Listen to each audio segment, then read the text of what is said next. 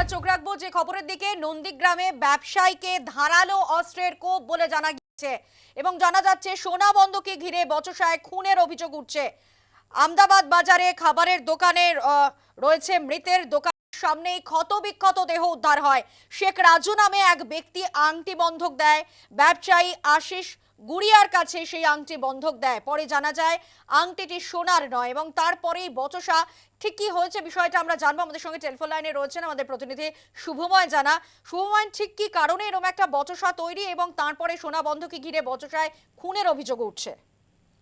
দেখো, যেটা জানা যাচ্ছে যে শেখ রাজু নামী ব্যক্তি ওই আশিস গুড়িয়া যে ব্যবসায়ী খাবারের দোকান, তার সঙ্গে অবৈধভাবে মদের দোকানও আছে বলে স্থানীয় সূত্রে জানা যাচ্ছে।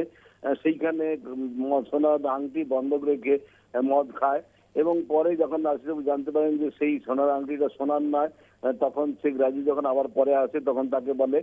সেই নিয়েই কিন্তু বচসা গতকাল, সেই বচসার জেরেই কিন্তু খুন হতে হয়েছে এই আশিস গুড়িয়াকে। এবং এই শেখ রাজুর বিরুদ্ধে অভিযোগ, তার পরিবারের অভিযোগ যে সোনার আংটি বন্ধক দেখার নাম করে কিন্তু এই লোকটি মদ কিনে খেয়েছিল।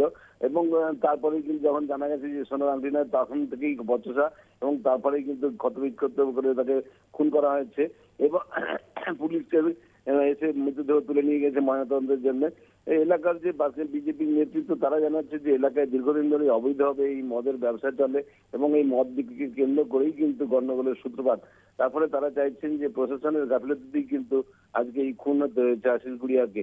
তারা চাইছেন যে এই এলাকার থেকে বেআইনিভাবে যে মদ বিক্রি হয় সেগুলো বন্ধ হোক এবং দ্বিতীয় যে শেখ রাজু তাকে কিন্তু কঠোর শাস্তি দেওয়া হোক, এটাই চাইছেন এলাকার মানুষ সহ বিজেপি নেতৃত্ব এবং পরিবারের দাবি শাস্তি হোক শেখ রাজুর। ধন্যবাদ শুভময়। আমরা কথা বলছিলাম আমাদের প্রতিনিধি শুভময় জানার সঙ্গে। পঞ্চায়েত সদস্য এ প্রসঙ্গে কি জানিয়েছেন শোনাবো।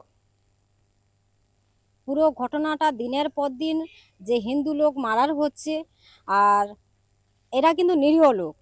ওনার একটা ব্যবসা ছিল এই এলাকার মধ্যে, আপনারা খোঁজ নিয়ে দেখবেন যে অবৈধ ব্যবসা, মদের ব্যবসা, সেখান থেকে পুলিশ কিন্তু তোলা তুলে ওইখানে এখনো আপনারা গেলে দেখতে পাবেন যে কাঁচের বোতল, মদের বোতল টোতল পড়ে আছে।